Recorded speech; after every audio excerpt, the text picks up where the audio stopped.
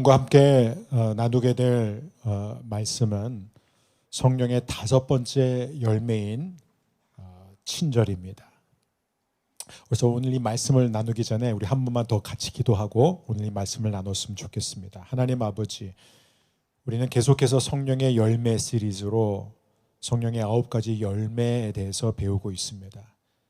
하나님, 단 한순간도 이것이 우리에게 하나의 죄책감이나 부담감으로 다가오지 않게 하여 주옵소서. 왜냐하면 그 어떤 것도 우리의 의지와 힘으로 만들어낼 수 없습니다. 하나님께서 우리 안에서 만들어내시는 귀한 선물입니다. 하나님, 오늘도 우리가 믿음의 눈으로 주님을 바라보고 믿음의 귀로 말씀을 듣습니다. 오늘도 하나님의 귀한 열매가 우리 안에서 자라나게 하여 주옵소서. 예수님의 이름으로 기도합니다. 아멘. 가장 먼저 성경을 보게 되면은 갈라디아서 5장 22절에 오직 성령의 열매는 사랑과 희락과 화평과 오래 참음과 자비로 되어 있습니다. 그런데 저는 오늘 자비라는 표현보다는 친절이라는 표현을 쓰고 싶습니다. 실제로 우리말 성경이나 현대인의 성경이나 새 번역 성경도 친절로 번역하고 있고 많은 영어 성경들도 kindness 이렇게 표현하고 있습니다. 왜 자비보다는 친절이라는 표현이 더 좋을까요? 왜냐하면 우리가 이 원어를 보게 되면은 크레스토테스라는 이 헬라어 단어는 사실상 우리나라 말로 번역하는 것은 불가능합니다. 왜냐하면 이 안에는 굉장히 많은 의미가 담겨져 있습니다. 이 안에는 엄청난 유용함, 선함, 부드러움, 따뜻함이 다 들어가 있는 그런 단어예요.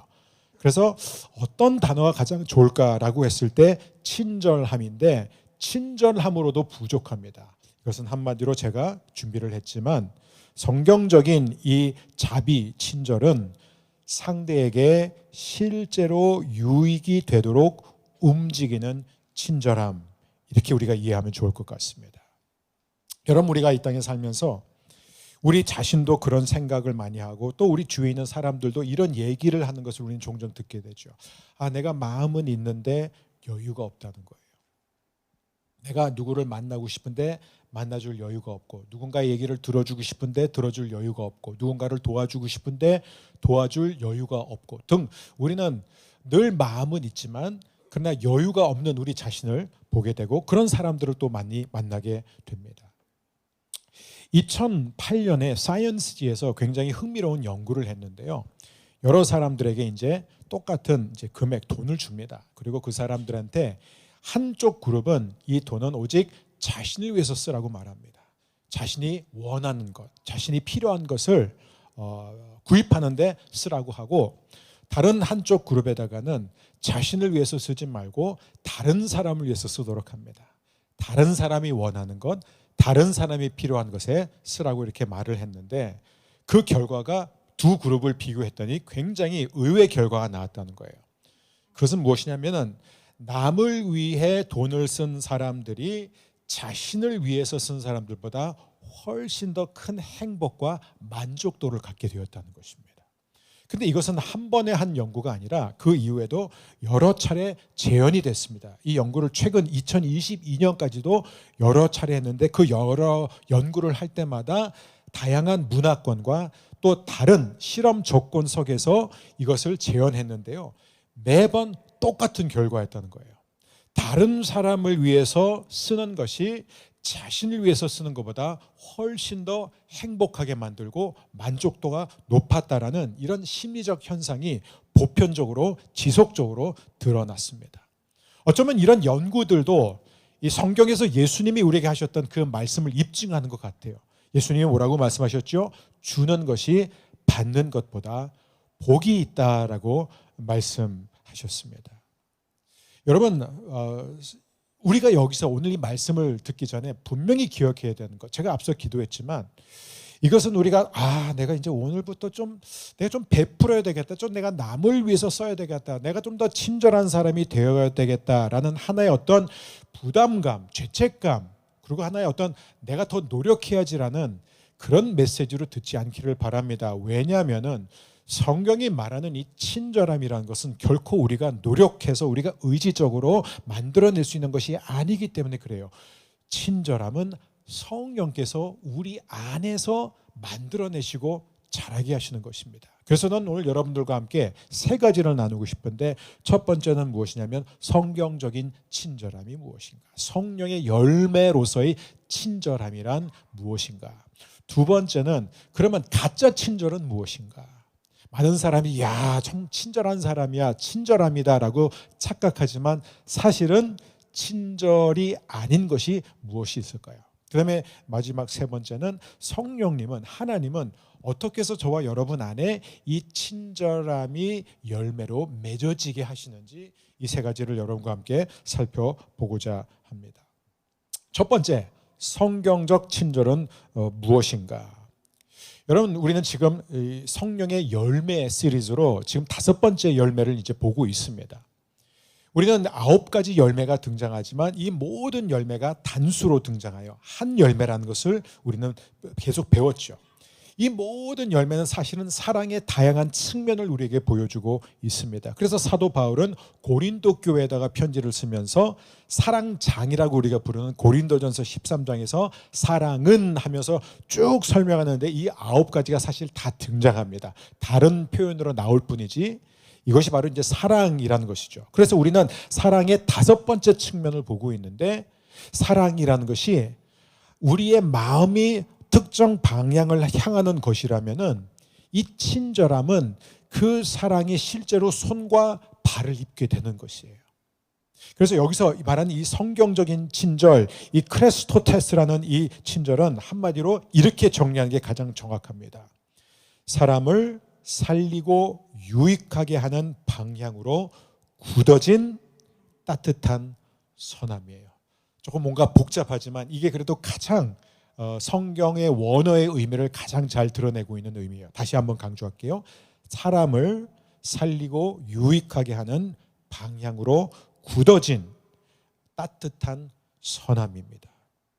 자, 여기에서 중요한 것, 우리가 봐야 되는 것은 뭐냐면, 우리는 여기서 친절이라는 것이 단지 마음이 따뜻하다라는 얘기가 아니에요. 내 마음에 감동이 있었다, 내 마음에 어떤 동함이 있었다, 내가 불쌍히 여기는 마음이 생겼다 정도가 아니라 실제로 우리의 어떤 시간, 우리의 물질, 또 우리가 갖고 있는 에너지, 우리가 갖고 있는 어떤 전문성이 상대방을 세워주고 살리기 위해서 사용되는 것을 말하고 있습니다. 여러분, 우리는 다 마음으로는 뭐 어느 정도 공감도 하고 느낌도 오고 또 뭔가 도와주고 싶고 지지도 하고 뭐 보면서 안타깝다, 마음이 아프다, 슬프다, 이런 감정들은 우리가 여러 번 느낍니다. 하지만 성경적인 친절은 실제로 나로부터 특정 시간과 특정 물질과 특정 재능과 특정 경험과 특정 뭔가 나한테 있는 것이 상대방에게 흘러가는 것을 말하고 있어요. 그래서 이것을 우리에게 잘 보여주는 성경의 말씀들 가운데 하나가 바로 요한일서 3장 17절 18절입니다. 우리 한 목소리로 한번 읽어보겠습니다. 누가 이 세상의 재물을 가지고 형제의 궁핍함을 보고도 도와줄 마음을 닫으면 하나님의 사랑이 어찌 그 속에 거하겠느냐. 자녀들아, 우리가 말과 혀로만 사랑하지 말고 행함과 진실함으로 하자. 여러분, 여기서 핵심이 무엇일까요?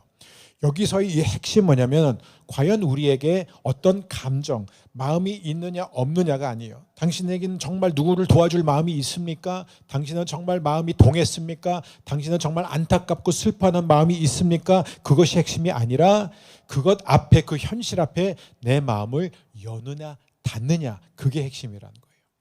성경적인 친절은 결국 무엇이냐면은 어떤 필요 앞에서 우리의 마음을 여는 것이에요. 이 마음을 연다는 것은 뭐예요? 실제로 내가 지금 형제의 궁핍함을 보면 그를 실제로 도와준다는 것이에요. 실제 행동으로 옮긴다는 것을 말하고 있습니다. 자, 이게 성경적인 정의라면 그러면 이 친절의 이 반대는 무엇일까요? 말하자면 위장된 친절은 무엇일까요? 가짜 친절은 무엇일까요? 여러분, 우리는 친절의 반대말이 그냥 인색하다, 뭐 돈을 되게 아껴 쓴다, 되게 막 저축한다, 잘 베풀지 않는다, 이 정도로 생각할 수 있습니다. 예를 들어서 이렇게 막 누가 이렇게 지나가는데, 뭐 예를 들어서 이제 요즘은 그런 분들이 많지 않지만 옛날에는 막 길거리에 가면은 막 그 돈을 달라고 이렇게 구걸하는 사람들이 굉장히 많았습니다. 길거리에 굉장히 많았어요. 그래서 그것을 그냥 지나치는 사람을 우리는 친절하지 않은 사람으로 생각할 수 있고, 그런 사람을 볼 때마다 막 마음이 동해서 뭐 한 푼이라도 얼마라도 이렇게 도와주는 사람, 우리는 친절한 사람이다 이렇게 생각할 수 있는데, 성경이 말하는 이 친절의 반대말은 우리가 방금 본 요한일서 3장에 나와 있는 그대로 마음을 닫는 것이에요. 마음이 동했어요. 마음이 움직였습니다. 근데 실제 행동으로 옮기지 않는 것이라는 거예요. 마음을 닫는 것입니다. 여러분, 우리는 보통 어떻게 마음을 닫았죠? 우리는 어떤 필요를 봅니다. 도움의 손길을 보게 됩니다. 근데 우리는 어떻게 마음을 닫죠? 가장 우리가 흔히 하는 게 뭐냐면, 내가 돕고 싶지만, 내가 뭔가를 해주고 싶지만 지금은 여유가 없어. 지금 내가 일정 시간적인 여유가 없어. 지금 내가 건강이 안 좋기 때문에 나는 지금 그를 도와줄 수가 없어. 나는 지금 재정적으로 너무 압박이 심하기 때문에 내가 이 물질을 지금은 후원해 줄 수가 없어. 그래서 내가 다음에 할 거야. 우리는 이런 식으로 이제 마음을 닫기도 합니다. 또 저거는 전 제도의 문제야. 전 사회적인 이슈야. 저거는 나라가 어떻게 해야지, 그건 내가 도와서 될 일이 아니야 라는 식으로도 우리가 마음을 닫고요. 또 어차피 도와줘도 변하는 건 없어. 내가 도와준다고 해서 뭐가 달라지기나 해 하면서 우리는 또 마음을 닫고, 또 우리는 저 사람은 자격이 없어. 저 사람은 자기가 스스로 선택해서 저렇게 된 거니까 굳이 내가 도와줘도 저 사람한테는 도움이 되지 않아. 저 사람은 고마워하지도 않을 거고 저 사람은 어차피 바뀌지도 않을 거야. 우리는 다양한 그런 이유로 마음의 문을 닫습니다. 근데 성경은, 복음은 언제나 우리에게 한 가지 질문을 던집니다. 그것은 뭐냐면, 너는 십자가 앞에서, 너는 예수 그리스도의 십자가 앞에서 너의 마음을 계속 닫을 수 있느냐라는 굉장히 부담스러운 질문을 성경은 우리에게 던지고 있는 거예요. 그래서 우리는 이제 이 가짜 친절로 만족할 때가 참 많습니다. 그 가짜 친절이 무엇일까요? 두 가지, 워낙 종류가 많지만 두 가지가 있는데, 대표적으로 하나는 뭐냐면 이제 감상주의적인 친절입니다. 이 감상주의적인 건 뭐냐면은, 마음은 실제로 우리가 동해요. 마음이 아프고 안타깝고 뭔가 이렇게 내가 뭔가 이렇게 뭔가 좀 해줘야 되겠다라고 하지만, 실제 우리의 삶에 있어서 어떤 시간이나 어떤 물질이나 어떤 우선순위가 근본적으로 바뀌지 않는다는 거예요. 그냥 충동적으로 한다는 것이죠. 그냥 해프닝으로 한다는 거예요. 그리고 그렇게 하면은 굉장히 내 자신에 대해서 기분 좋은 거예요. 이 불편한 감정이 처리가 되는 거예요. 내가 아무것도 하지 않지 않았다. 나는 뭔가를 했다라는 거예요. 그래서 어떤 의미에서 이것은 정말로 상대방을 내가 살려주고 상대방에게 진짜 유익을 주기보다는 내 자신의 감정을 처리하고 세우는 게 굉장히 클 수가 있습니다. 내가 정말 감상주의적으로 이렇게 돕는 것인가라고 하는 이 질문 앞에 정말 여기서 굉장히 중요한 게 뭐냐면, 내 마음이 전혀 움직이지 않아도, 내 마음에 동함이 없어도 나는 여전히 베풀 수 있는가? 이건 굉장히 중요한 질문입니다. 두 번째는 무엇이냐면 바로 율법주의예요. 율법주의, 종교주의입니다. 이것은 무엇이죠? 우리가 분명히 줍니다. 의무적으로도 줘요. 책임감 때문에 줘요.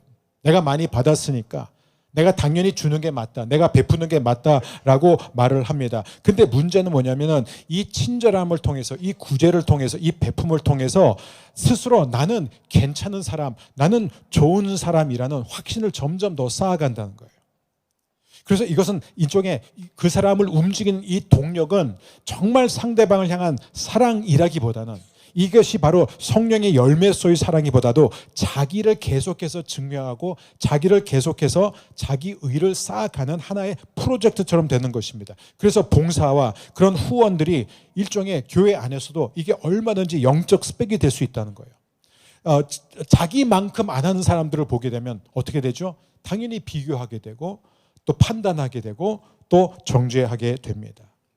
그래서 이 율법주의로 내가 지금 이런 친절을 베풀고 있지는 않은가를 점검할 수 있는 굉장히 좋은 방법 중에서 하나가, 아무도 나를 보지 않아도, 아무도 나를 알아주지 않아도 나는 계속해서 기쁨으로 이 친절을 베풀 수 있을까?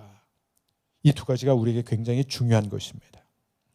여러분, 이 점에서 저는 조나단 에드워즈가 했던 그 말 중에서 어떤 얘기가 정말 마음에 와닿냐면, 누군가가 항상 이렇게 조나단 에드워즈가 실제로 설교를 할 때, 여러분, 주는 자는 받는 것보다 더 복이 있는 사람입니다, 이런 얘기를 하면서, 그리스도인은 당연히 베풀어야 된다, 이런 얘기를 하면 많은 그리스도인들이 이런 얘기를 했다는 거예요.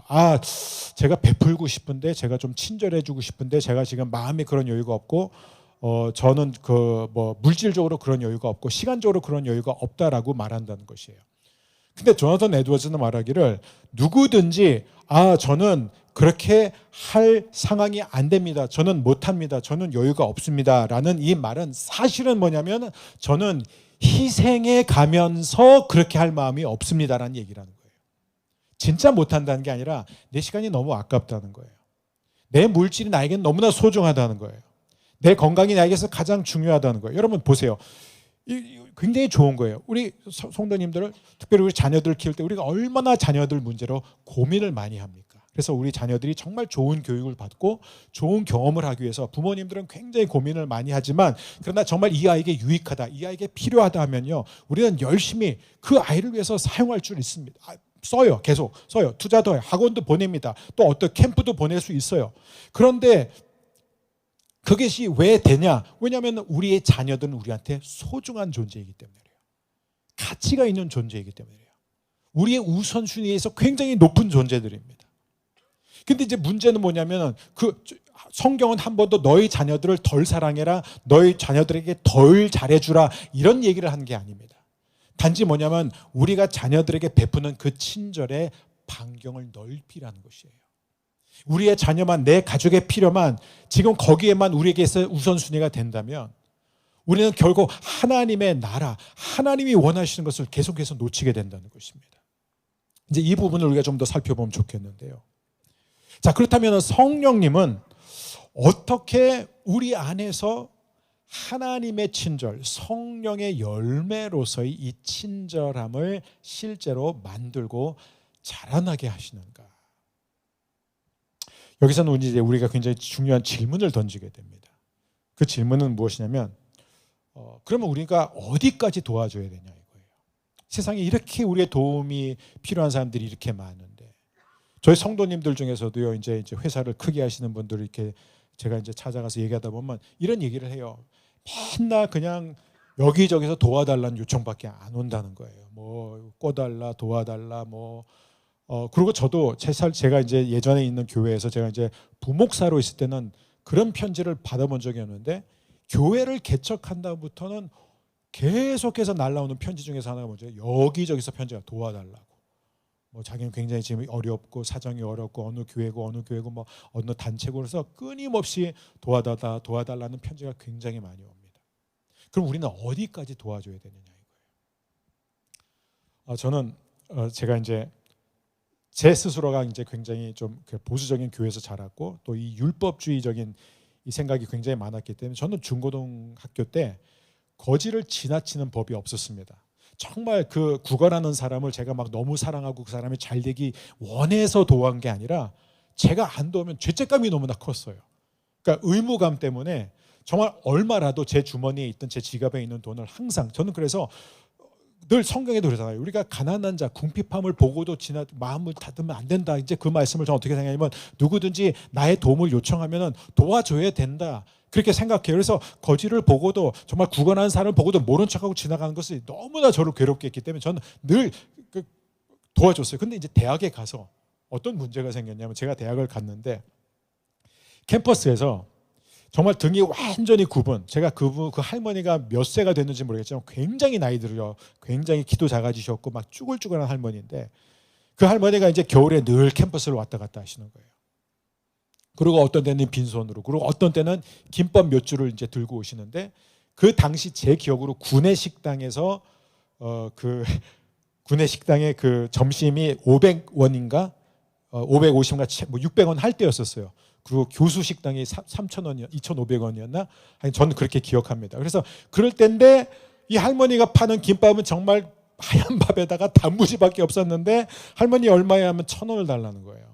그러니까 훨씬 더 비쌌죠. 그러니까 김밥을 먹고 싶어서가 아니라 이 할머니를 돕기 위해서 늘 이 김밥을 샀어요. 그리고 이 할머니하고 이제 얘기를 하다 보니까 이 할머님이 뭐 마땅한 거처도 없으시고 자식들이 다 컸는데 연락도 두절됐대요. 연락도 안 한대요. 그래서 너무 마음이 아픈 거예요. 그래서 이 할머니를 볼 때마다 제가 막 아르바이트하고 이제 막 과외비 받고 그다음에 이제 이렇게 그 딱 주머니가 두둑한 상태에서 할머니를 만나면 이제 할 수 없이 그걸 또 드리는 거예요. 제일 많이 들었을 그 당시에는 3만 원이 큰 돈이에요, 여러분. 그래서 3만 원도 드리고 막 그러는데 이게 이제 반복이 되니까 저도 모르게 이 할머니를 피하게 되는 거예요. 보니까 이 할머니의 패턴이 어디 동선이 이제 파악이 된 거예요. 몇 시쯤 어디서 나타나고.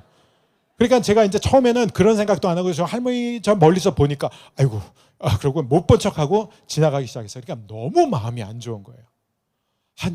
내가 일부러 내가 마음을 닫았구나, 내가 무시했구나. 그러니까 막 수업 시간에 집중도 안 되고 뭔가 이렇게 하나님이 저를 굉장히 막 실망하셨을 것 같고. 그러니까 제가 작전을 바꿨어요. 아예 할머니를 보고 피하지 않고 할머니가 나타나실 만한 곳은 아예 처음부터 피했어요. 그럼 피할 필요도 없으니까 내가 보고 피하는 게 아니잖아요. 그냥 안 만나는 거잖아요. 그러니까 더 마음이 괴롭더라고요.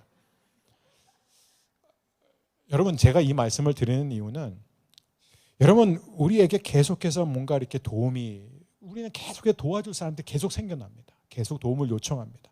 그런데 그때마다 우리가 반응하면서 사람들을 돕고, 이게 물질뿐만 아니라 모든 거예요. 재능 면에서, 시간 면에서 우리의 모든 것을 우리가 친절을 베풀기 시작하면요, 우리가 매번 지갑을 열게 되고 뭔가를 희생해야 된다면 우리는 금방 지쳐버리는 거예요. 처음에는 기쁨으로 하지만 그것이 나중에는 굉장히 부담스럽게 되고, 그리고 우리는 저와 같이 회피하게 되는 거예요. 자꾸 피하게 되는 거예요. 그럼 결국 죄책감밖에 남지 않습니다. 그래서 성경이 말하는 이 친절함은 무엇이냐? 여러분, 이 친절함이라는 것은 결국 이거예요. 반응하는 친절함이 아니라 행동하는 친절함이라는 거예요. 제가 이것을 좀 설명해 드리겠습니다. 그럼 마태복음 5장 15절에 보면은 이런 말씀이 있습니다. 마태복음 5장 15절에 보면, 제가 뭐 미리 준비를 요청하지 않았기 때문에 없겠지만, 사람이 등불을 켜서 말 아래 두지 않고 등경 위에 둔다, 이런 표현이 나와요. 이게 마태복음, 누가복음, 마가복음, 복음서에서 여러 번 등장합니다. 여러분, 사람이 이 등불이라는 것은요, 등경 위에 둔다라고 말하고 있어요. 등경 그냥 아무 곳을 말하는 게 아니라 정해진 곳입니다. 여러분, 우리 친구들도 마찬가지예요. 왜냐하면 그 다음 절 16절에 보면 어떤 말씀이 나오면, 이같이 너의 빛을 사람 앞에 비추게 하여 그들로 너의 착한 행실을 보고 하늘에 계신 하나님께 영광을 돌리게 하라. 여기서 무엇을 가르치죠? 계획된 친절을 말하고 있는 거예요. 의도된 것입니다. 다시 말하면은 진정한 의미에서의 성경적인 친절은 뭐냐면, 내가 그때마다 마음에 어떤 감동이 오고 동할 때 내 기분에 따라서, 상황에 따라서 도와주는 것은 우리를 지치게 만들고 일관성도 없습니다. 그렇다면은 진정한 성경적인 이 친절이란 무엇이냐? 반응을 하는 것이 아니라, 물론 반응해야 할 때도 있습니다. 긴급 상황에서는 반응할 수도 있었지만, 그것보다는 우리가 뜻을 정하고 하나님 앞에 그 정한 뜻을 따라 계속해서 순종해 나가는 것입니다. 여러분, 성령의 열매의 특징이 무엇이죠? 하루아침에 빨리 자라는 법이 없습니다. 계속해서 우리 안에 천천히 뿌리 내리면서 자라나는 것입니다. 여러분, 우리가 할 수 있는 친절의 통로는 굉장히 많습니다. 예를 들어서 우리가 할 수 있는 하나의 친절의 하는 멘토링이에요. 여러분, 이 멘토링, 누군가를 돌봐주는 것, 누군가를 1대1로 케어해 주는 것, 이거 너무 소중해요. 제가 정말 기억에 남는 것은, 예전에 이제 저희 교회가 포스코에 있을 때, 여기 이사 오기 전에 한 청년이 있었어요. 이 청년이 굉장히 방황하고 있었습니다. 그래서 제가 이 청년을 제가 아는 어떤 집사님을 붙여줬어요. 그래서 제가 그 집사님을 찾아갔어요. 굉장히 그때 바쁠 때였었어요. 최고 바쁠 때였습니다. 사업도 되게 잘 되고 있었어요. 그래서 제가 이 청년을 좀 봐달라, 일주일에 한 번이 안 되면 격주로 해도 좋으니까 이 청년을 좀 멘토링 해달라 했더니 이분이 되게 당황했어요. 목사님, 저 마음은 있는데 너무 바빠요. 요즘 너무 바쁘기 때문에, 너무 일이 많기 때문에 도저히 그렇게 할 자신이 없다는 거예요. 그래서 제가 그랬어요. 한 달에 한 번만 해요. 한 달에 한 번만 해도 좋다. 그냥 들어주기만 하고 아무것도 해줄 필요 없다. 근데 사실 제 마음은 뭐냐면 이 청년도 이분이 필요했지만 이분도 이 청년이 필요하다고 저는 생각했거든요. 근데 정말 6개월이 딱 지나니까 이 집사님이 저한테 찾아와서 하는 말이 뭐냐면, 목사님, 저는요 제가 이 청년을 도와준다고 생각하고 이 청년을 만나기 시작했는데요, 제가 이 청년한테 너무 도움을 받았습니다. 이 청년의 이야기를 들어준 것밖에 없는데 그 이야기를 들으면서 제 삶이 정리가 되었고 제 우선순위가 다시 세워졌습니다. 목사님 고맙습니다. 이것은 한 예예요. 여러분, 우리는 너무나 다양한 방법으로 우리는 친절의 통로가 될 수 있다는 것이에요. 전문성을 가지고도요, 내가 갖고 있는 어떤 전문 분야를 가지고 상담을 할 수 있는 거예요. 누군가를 교육시킬 수 있습니다. 또 우리 교회 안에 이 법조인들 가운데 막 교회와 관련된, 또 성도에 관련된 것들을 법적으로 자문해 준 분들이 있어요. 재정적인 것들을 또 이런 진로의 부분에 있어서도 얼마든지 조언해 줄 수 있는 분들이 있습니다. 또 하나님께서 나에게 물질의 축복을 주셨습니다. 이런 성도님들은요, 그 물질의 축복에 대한 감사가 너무나 크기 때문에 어떻게 내가 이 물질을 가지고 그냥 남만을 위해서 쓸 수 있습니까? 저는 이 물질을 흘려보내고 싶습니다 하면서 저한테 찾아오는 분들도 여러분이 계십니다. 지금도요, 아무도 모르게 그렇게 고아원이든 어떤 힘든 불우한 이웃들에게 계속해서 흘려보내는 성도님들이 계세요. 그리고 공동체, 여러분, 교회가요, 우리가 정말 이런 친절함이 없으면 과연 교회가 될 수 있을까? 교회는 교회가 될 수 없어요. 이 새가족분들이 이 교회 안에 와서 예배를 드릴 때 바로 여러분의 그 친절함이에요. 그 웃음, 그 밝음, 그 따뜻한 환대. 지금은 일 안 하시지만 예전에 일하셨던 여기 반도의 그 관리 하시는 분 중에서 한 분은 얼마나 늘 화가 나 있어요. 그분이 너무 무서웠어요. 늘 화를 내. 안녕하세요 해도 막 화를 내고. 근데 그분한테 우리 성도님들이 막 사다 드리고 뭘 주고 친절하게 대하고, 그러니까 그분이 이 화가 점점 사라지고 막 갑자기 친절해지기 시작하더라고요. 사실 우리는 왜 우리가 친절해야 돼? 친절할 이유는 없어요. 근데 그 친절함이 우리 안에 있는 거예요. 내가 저 사람한테 잘해줘야 되겠다, 내가 저 사람한테 잘해야지 뭔가 돌아온 게 있다가 아니잖아요. 그냥 우리 안에 있는 하나님의 친절이에요. 교회도 마찬가지요. 누군가가 봉사를 하고 누군가가 헌신하고 누군가가 섬기고 있기 때문에 교회가 돌아가는 거예요. 특별히 추운 날씨가 되면 저는 다 감사하지만 이 밖에서 20분 30분 봉사하는 우리 주차위원, 우리 한번 다시 박수로 한번 좀 정말 격려해 주시면 감사하겠습니다. 네. 너무너무 감사합니다. 그래서 여러분, 오늘 중요한 건 이거예요. 여러분이 오늘 이 말씀을 듣고 마음에 움직였습니까? 여러분 마음에 감동이 있습니까? 여러분 눈물이 나옵니까? 이거 아니, 그렇게 하려면 저는 훨씬 더 뭔가 이렇게 그럴듯한 영상을 가져오고 막 예화를 통해서 막 극적인 뭔가를, 그게 아니에요. 지금 이 친절함이라는 것은 뭐냐면 내 마음이 얼마나 움직였느냐가 아니라 나는 과연 하나님의 은혜를 받은 사람으로서 내가 다른 사람에게 이 은혜를 흘려보내는 그 길로 갈 것인가라고 마음을 정하는 것입니다. 뜻을 정하는 것. 그게 성경적인 친절이에요. 여러분, 왜 성경은 친절을 그리스도인의 신앙인의 참 지표, 참된 이 표지로 삼고 있는지 아세요? 절대로 여러분, 성령의 그 어떤 열매도 우리가 그것을 통해서 의롭게 되거나 그것을 통해서 하나님 앞에 축복을 받는 사람이 되는 건 아닙니다. 그래서 열매고 성령의 열매예요. 이 모든 것은 우리가 하나님 앞에 사랑을 받고 축복을 받은 결과로 나타나는 것입니다. 친절도 마찬가지예요. 그런데 이 친절을 한번 우리가 들여다보면요, 너무 재밌습니다. 복음은 우리한테 너는 이렇게 해야 된다, 너는 더 노력해야 된다, 너는 더 베풀어야 된다, 그게 맞다, 그래야지 하나님 널 받으신다, 그렇게 우리에게 어떤 죄책감을 심어주고 부담감을 심어주면서 그렇게 우리를 움직이지 않습니다. 그렇게 하는 사람들은요, 어떻게 돼요? 자기 의의가 생기고 안 한 사람을 판단하게 되고 결국은 지치게 되어 있습니다. 그리고 알아주지 않으면 굉장히 기분 나쁘고 비교하게 돼요. 그러면 성경은 무엇이냐? 복음은 어떻게 우리를 움직이고 있습니까? 저는 여기서 정말 마음이 와닿는 게 바로 그거예요. 여러분, 제가 그 연못에 돌을 연못 중앙에다 던집니다. 그러면 이제 돌멩이가 떨어진 그 중앙에서부터 이제 원을 그리면서 이제 파장이 일어나죠. 그 원이 이제 바깥으로 이렇게 흘러나가죠. 근데 누가 이렇게 이걸 설명해요? 이건 하나님과의, 그러니까 돌이 뭐냐면 죄라는 거예요. 죄가 이 세상에 들어온 순간 어떻게 돼요? 인간의 하나님 앞에 당신이 내 주인이 아니라 내가 내 삶의 주인이다. 하나님과의 관계가 단절된다는 거예요. 그게 첫 번째예요. 죄의 시작이 뭐예요? 하나님과의 관계 단절. 근데 그게 거기서 끝나지 않아요. 그렇게 되면 어떻게 돼요? 내가 주인이 되니까 이제 그때부터 염려하고 근심하고 걱정하고 열등의식을 갖고 교만하게 되고 비교하게 되고 판단하게 된다는 거예요. 그러니까 자기 정체성이 이제 혼란스러운 거예요.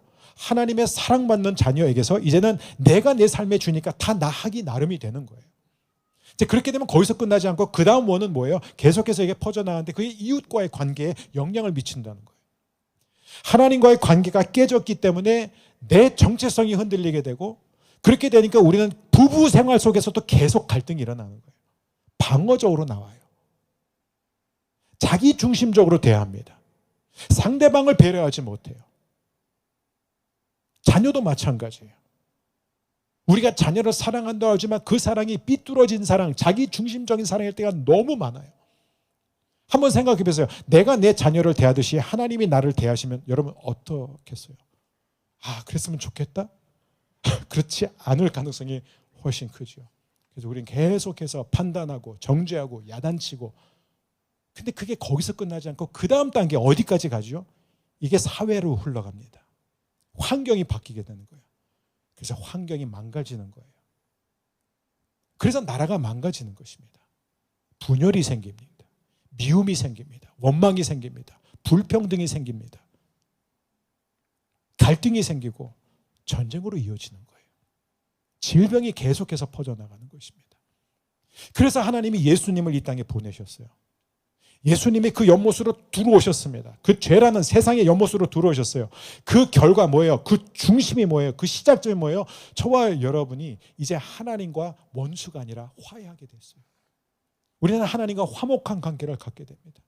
이제는 우리는 진노의 대상이 아니라 심판받아 마땅할 사람이 아니라 하나님의 사랑받는 자녀가 된 거예요. 그럼 어떻게 해요? 자기 자신과 화해가 되는 거예요. 내가 누구인지를 알기 때문에 나는 하나님의 사랑받는 자녀, 나는 이미 용서를 받은 자녀. 그렇게 된 사람은요, 부부 관계가 바뀔 수밖에 없어요. 자녀와의 관계도 바뀝니다. 우리 이웃과의 관계가 더 이상 시기와 질투와 방어적이고 공격적이고 판단하고 정죄하는 관계가 아니라 이해하고 배려하고 품고 사랑하고 기다리고 용서하는 관계로 바뀌면서 결국 그 마지막 단계가 뭐예요? 사회가 변하는 거예요. 세상이 변하는 것입니다. 여러분, 이 원리를 가장 잘 보여주는 게 바로 4세기에 있었던 율리안이라는 로마 황제. 이 율리안이라는 황제는요, 로마 황제들 중에서 기독교를 가장 미워했던, 가장 싫어했던 황제들 가운데 악명 높은 사람이에요. 율리안. 그래서 그의 별명이 줄리안 디 어포스테이시예요. 배교자 율리안이에요. 이 사람은 얼마나 기독교를 싫어했냐면, 증오했냐면요, 기독교가 4세기 때 막 무섭게 확장되고 있으니까 그게 너무 싫었던 거예요. 그래서 그는 헬라 로마의 그 옛 종교들이 부활하기를 원하면서 그것을 되찾기 위해서 아예 아주 황제로 쓰는 드물게 방대한 논문을 썼어요. 그 논문의 이름이 바로 Against the Galileans라는, 아직 우리나라 말로 번역된 적은 없어요. 이 갈릴리안은 뭐냐면 갈릴리 사람들이 기독교인들을 말하는 겁니다. 크리스천들을 말하는 거예요. 거기서 그는 아주 그 논문을 통해서 왜 기독교가 잘못됐는지, 왜 예수가 엉터리인지, 왜 예수의 제자들이 다 엉터리인지, 그걸 막 모든 교리를 그냥 허점을 다 파고들어요. 그런데 이 율리안이 자기의 그 사제, 이교 사제에게 쓴 서신에서 이런 글을 썼습니다. 저 불경한 그리스도인들 중에는 거지가 거의 없다. 그들은 자기 가난한 사람들뿐 아니라 우리 가난한 자들까지 돌본다. 그래서 우리 종교는 초라해 보이고 사람들은 그들을 따르게 된다. 하면서 탄식하는 거예요. 얼마나 이게 화가 나. 기독교를 없애려고 했는데, 그래서 그냥 있는 것 없는 것 다 갖다 붙였는데 절대로 부정할 수 없는 게 있었어요. 바로 그리스도인들의 친절함이라는 거예요. 여러분, 사람들은요, 우리가 여기 와가지고 뭐 하나님을 믿습니다, 사랑합니다, 이런 거 몰라요. 안 보여요. 여러분, 오해하지 마십시오. 초대교회가 부흥할 수 있었던 비결은 이렇게 성도들이 이렇게 구제를 열심히 했고 이런 복지를 잘했기 때문에 교회가 부흥했구나. 아니에요. 교회가 부흥한 원인은 딱 하나입니다. 사도행전의 교회 역사에 나와 있잖아요. 바로 하나님의 말씀을 성령께서 역사해가지고 교회가 부흥한 거예요.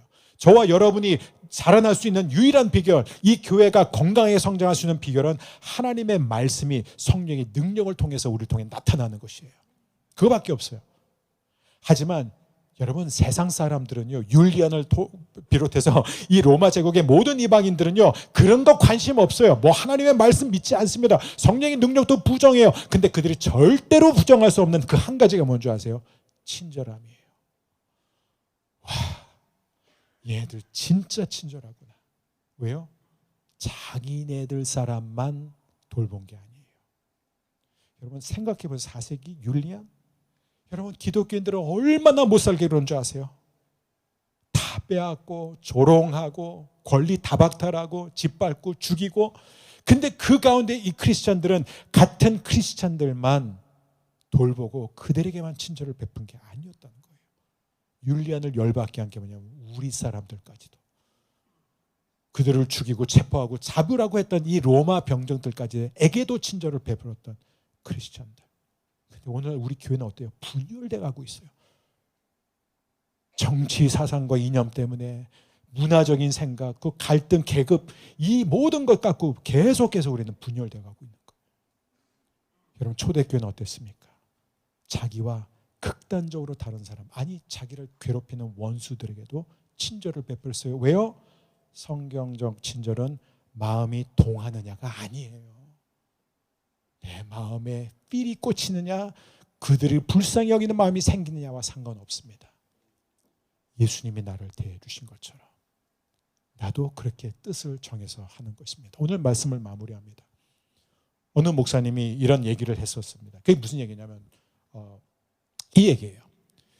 이 똑같이 이 주는 것이 받는 것보다 복되다라는 이 말씀 앞에, 여러분, 믿는 사람은요 베풀어야 됩니다, 줘야 됩니다라고 했을 때 성도들이 어떻게 반응하냐면 이렇게 반응한다는 거예요. 목사님, 이거 제가 번 돈인데요, 제가 열심히 노력해가지고 제가 번 돈을 왜 다른 사람한테 써야 됩니까?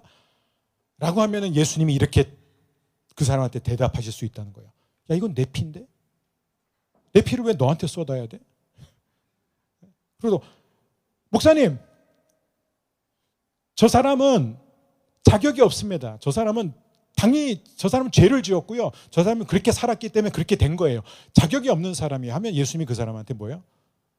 너도 자격이 없는데? 얼마든지 그렇게 말씀하실 수 있어요. 예수님, 저 사람은 도와주면 안 됩니다. 왜냐하면 저 사람은요 고마워할 줄도 몰라요. 제가 도와주는데 고마워할 줄도 모르고요, 그걸 악용하는 사람, 나쁜 인간이에요. 도와주지 마세요. 그럼 예수님이 뭐라고 말씀하실 수 있냐면, 너도 고마워할 줄 모르는데, 너도 계속해서 내가 너에게 베푼 모든 은혜에 대해서 너도 악용해 왔는데, 이런 얘기예요. 여러분, 결국 친절이라는 게 뭐예요? 제가 늘 강조하는 게, 예수님이 나한테 어떻게 대해주시나 그 한 가지만 생각하세요. 이게 복음이에요.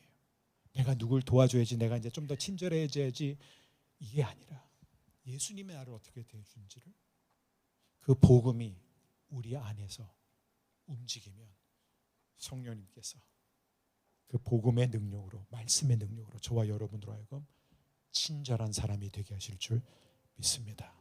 다시 한번 강조합니다. 친절은 반응만 하는 게 아니에요. 불쌍해, 안 됐어, 그래 내가 좀 도와주다, 내가 이 정도는 도와줄 수 있어, 그것이 아니라 여러분이 마음을 정하고 뜻을 정하고 정말 상대방을 살려주고 상대방을 세워주기 위해서 그 순종의 길을 계속 걸어가는 것입니다. 저는 우리 허브교회 모든 성도님들이 우리가 만나는 모든 사람들에게 친절을 베풀고, 무엇보다도 여러분, 배우자한테 친절하세요. 할렐루야. 배우자한테 친절하세요. 자녀들한테 친절하세요. 친절은 예루살렘에서 시작합니다. 예루살렘 건너뛰고 사마리아 땅끝까지 가려고 하지 마세요. 예루살렘에서 친절을 베푸세요. 그래서 저는 우리 허북교회가 정말 우리 교회가 서로가 서로에게 불쌍히 여기고 궁휼히 여기고 친절하고 서로 달라도 생각이 달라도 더 친절할 수 있는 하나님 교회가 되기를 주의 이름으로 축원합니다. 우리 시간 함께 한 목소리로 함께 세 가지 기도를 드리겠습니다.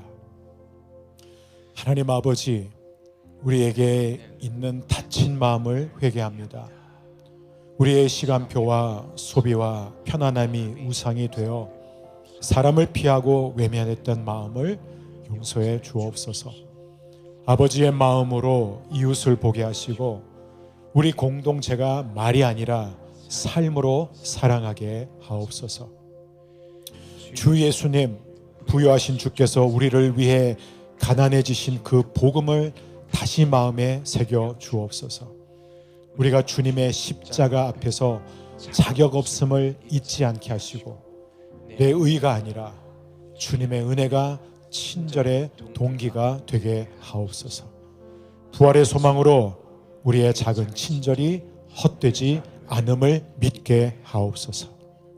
성령님, 우리 안에 친절의 열매를 맺어 주옵소서. 감상으로 끝나는 마음이 아니라 실제로 움직이는 손과 발을 주소서. 반응만 하다 지치지 않게 하시고 지혜롭게 계획하며 지속하게 하옵소서. 허브 교회를 통해 주변에 필요가 실제로 돌봄을 받게 하시고 그 자리에서 복음의 향기가 나게 하옵소서.